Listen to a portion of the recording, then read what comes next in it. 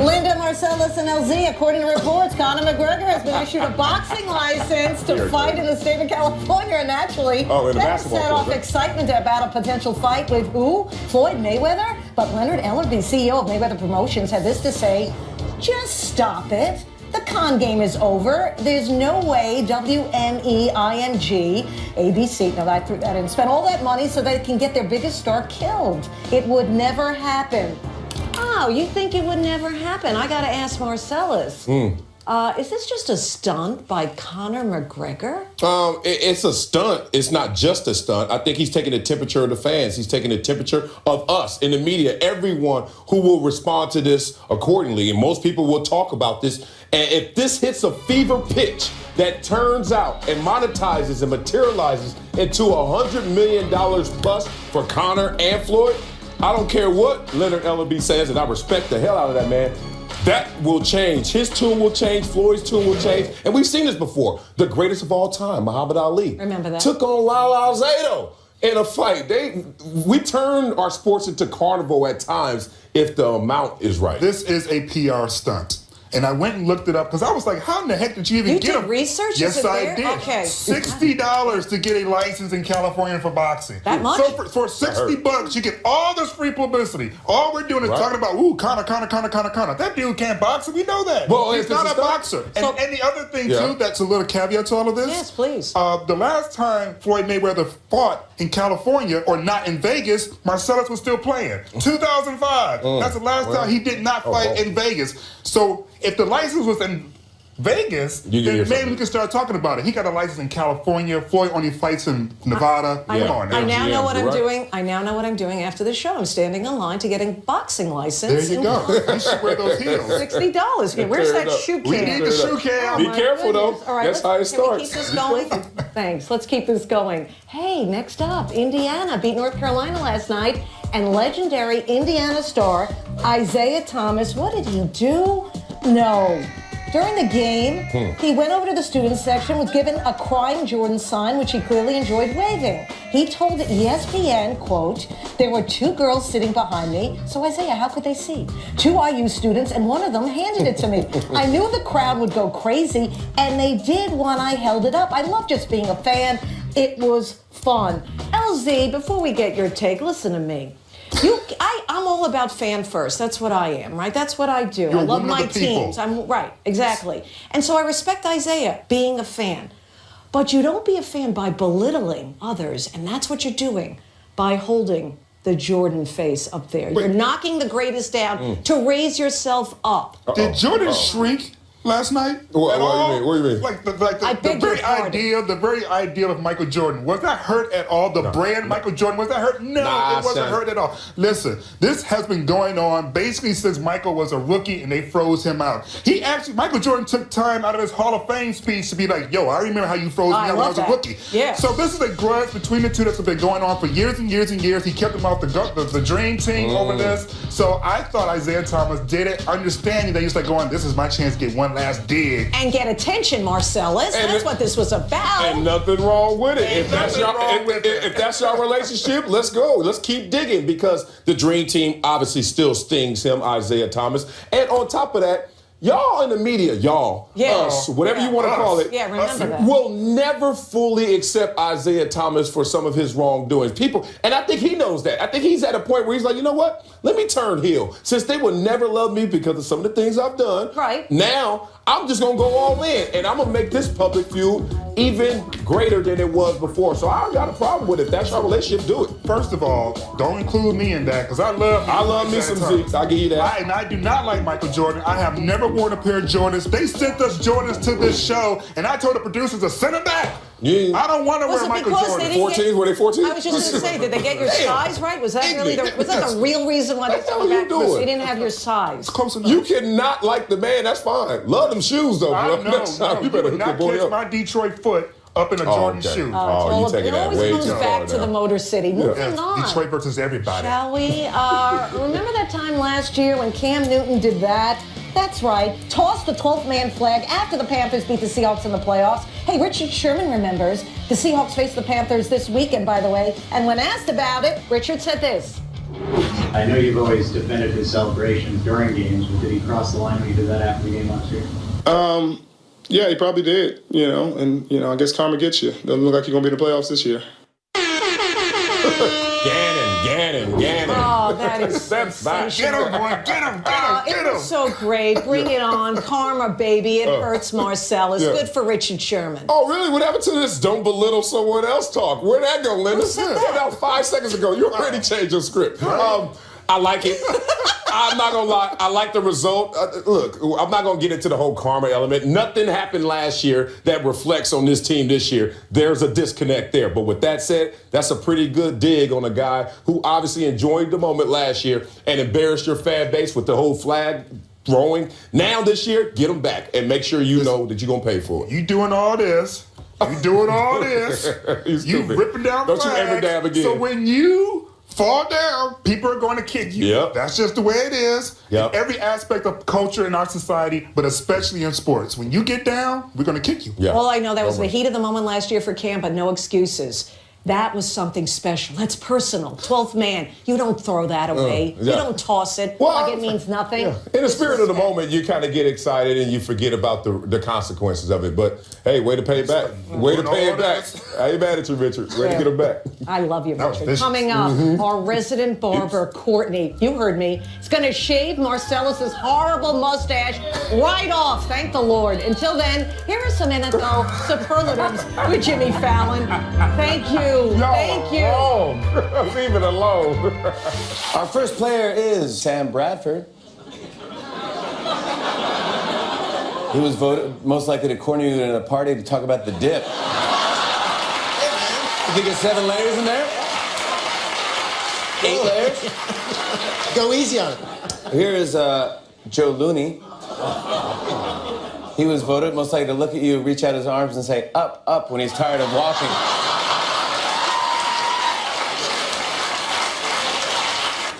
Next, we have Travis Frederick. He was voted most likely to make you answer a riddle before crossing his bridge.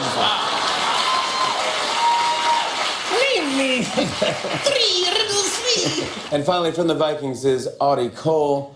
He was voted grungiest Val Kilmer. There you go, everybody.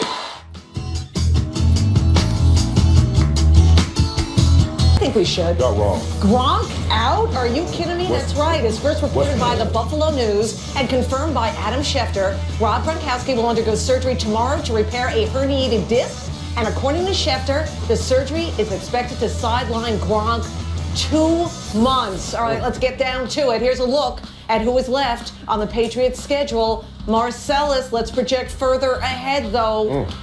Does this doom the Patriots' Super Bowl chances without Rob Gronkowski for number 12, Tom Brady? I can't say it dooms their chances, obviously. take that off your Oh, I'm phone. sorry. All right. No one It's can a take man you up there. He just want to speak to America. He want to speak to the public. a Brillo pad up there. How about this, though? If you're a Raider fan, oh, Lord. Even a Kansas City Chiefs fan, let's go on down to some of these other teams that are sitting there saying, AFC Championship game? Maybe we don't have to go through Foxborough. I think that's where you're starting to point your emphasis. Your sights are set on making this AFC Championship game a home game for a couple of teams who have 2 losses or 3 losses.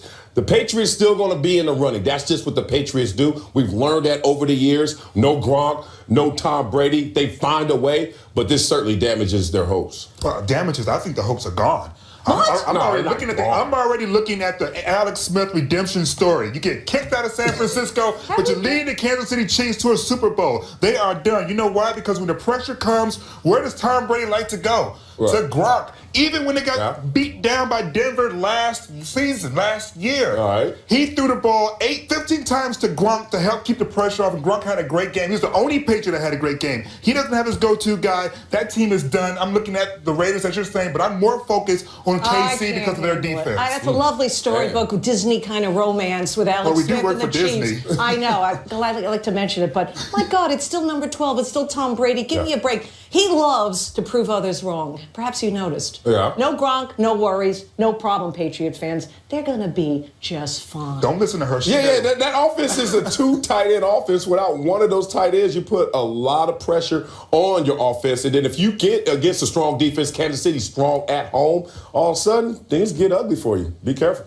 All right, we'll see about that. I got everything you said, and I wrote it down while you weren't looking. And take that away from your upper lip. Girl. Yikes. Moving on to That's Fishy. Oh, yeah, Jeff Fisher. Oh, it gets better and better, doesn't it? And the Rams face the Pats on Sunday. Nice coincidence. Well, on Wednesday, Fisher was asked about the Pats' running back trio of Blount, Lewis, and White. Here's what he had to say. I have a place in my heart for LeGarrette because I gave him the start, and I have great respect for him. I've been impressed with Brandon, and what he's done out of the backfield. And you got to deal with him in addition to Danny, and you got playmakers all around. Does he want to get fired? Because he doesn't know what he's talking about. Now, the Rams have spun it. Very LA of them to spin something. They hired a publicist, and they said they've since come out and said that, you know what? He wasn't talking about what he thought he was talking about. He's actually talking about Danny Amendola, not Danny Whitehead. The other running back. Yeah. He's a wide receiver who also plays special teams, right? Yeah. I mean, honestly, LZ, what is wrong with Jeff Fisher? I'm concerned about his health. The next time you see a microphone, Mr. Fisher, run.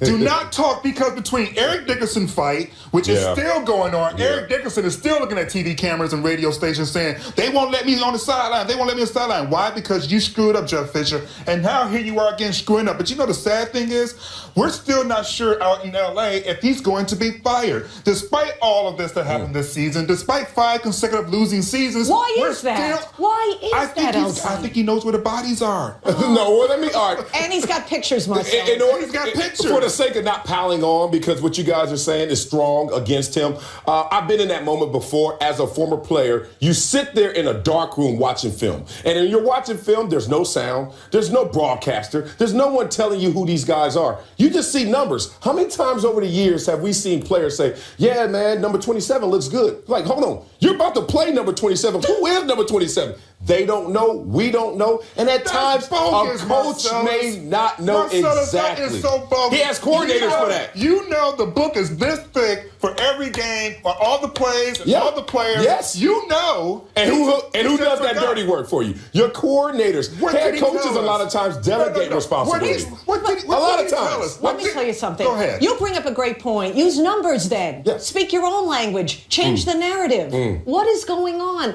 I'm concerned about his health. I said it before. It's the first sign. Look it up, Jeff. It's the first sign. Well, these are the last footsteps of a coach walking off a cliff. And I've seen it happen before. When they want to find things on you, things will get exaggerated, and you will step in it. Right now, he's been stepping in it. This is not exaggerated. Not knowing who's in the other team, that's an exaggeration. What cameraman is that?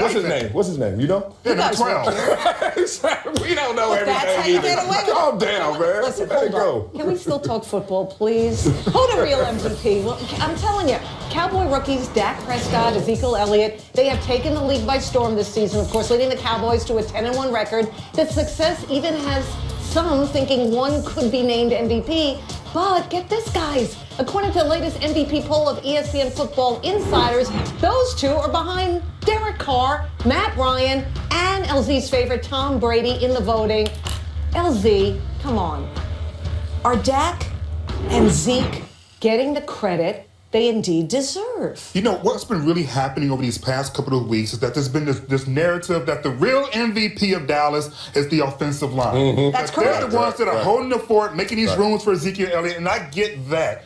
My question is, how on earth are you going to put 3 other quarterbacks in front of Dak? Because they also have really good offensive lines as well. So if the rationale is the offensive line is real MVP, then how you can't throw a football the way that Derek Carr does, especially because he ain't moving that much, without a great offensive line. So they all have great offensive lines. The question is, what else do you do once you got those holes? Ezekiel Elliott has been, will be, and forever will be this season's MVP, in my opinion. Ooh, I think that's off. I mean, you started strong, but then you ended wrong. Let's start this. Well, who's MVP then? It's easy. It's Dak Prescott. I'll tell you why. This offensive line last year was the same offensive line it is this year. All of a sudden, they're tremendous. But guess what? When you don't have that quarterback that they didn't have last year in Dallas, we saw the offensive line have their issues. They had a carousel of running backs that collectively were productive, but they didn't have the workhorse like they got in Ezekiel Elliott. That said, Derek Carr has the most expensive offensive line. The greatest investment at the offensive line is in Oakland.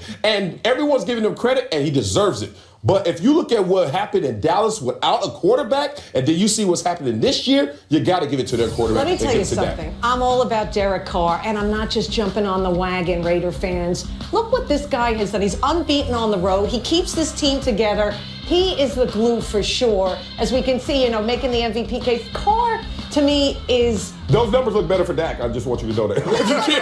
You put that up like to support your argument. That hurts your argument right Listen, there. Who's responsible for putting that graphic up? Thank you, whoever put that up. Whoever put that up, you're welcome. Responsible, get out. I know I'm just a fill-in. Derek Carr is the man. He has it all together. I mean, there's a lot of moving bodies. And oh, by the way, he's made Jack Del Rio a great head coach. Oh, don't you do that. Wait a minute. I love me some Jack Del Rio. He was great in Jacksonville. Exactly. It got a little old at the end, but guess what? He was great in Jacksonville. This is why Ezekiel Elliott, to me, is the MVP. Who is leading the league in rushing? Ezekiel Elliott. Is Derek Carr the best quarterback in the league? No. He has had so many fourth quarter comebacks. No. Is he third? Maybe. If you got a maybe next to your name, you're not the MVP. Well, you know what? The disturbing thing about these conversations is we look like we don't like another candidate. All of those 5 guys can win the MVP this year. Absolutely. I just don't want that to go out there because I think they're all deserving, but Dak, small edge to him. Here's the thing, my point about Ezekiel Elliott. I could run through those holes, that's number one. And number two, that's true. Where's that camera? Okay. We need a camera. There's a camera under the desk, but we're not showing it to you. LZ, the other thing is that as a running back, you don't have as much on your plate to think about as a quarterback. That's why QBs get the big There you go. You got a lot to think about, and that's to Marcellus's point. If you're going to give it to one or the other, you got to give it to Dak Prescott. But Derek Carr is my number one MVP. But how many weeks we got left? 5, 6? There's plenty of time to change. Get it, Linda. All right, well, listen. I want to come back. I won that argument. It's number one Jeer. It's time for 3 Jeers. Number one Jeer. Here he is. We call him Jonas Valanciunas. Raptors, Grizzlies. Sound like some more dirt. Valanciunas. If your name was easier, you would have got that job. He's annoyed with his point guard because, look what happened there. He's some salty Jonas. And then number two Jeer, Nico Yamiricic. That's right. Man, what's going on with the name game today? Times. Well, they brought this. I'm glad you're hosting. I apologize. He followed up the block with an air ball. Something wrong with that? You going with a step away, jerk, one-legged fade? I just love the fact he's like, I got this, coach. I got this. And he didn't. He shot that with confidence. 3 Jeers for Dwight Howard. Oh, Dwight. Oh, my goodness. He having a great year, though. No point guard issues for him. What is he doing there? Damn. Been in that weight room. What you mean? That Prescott?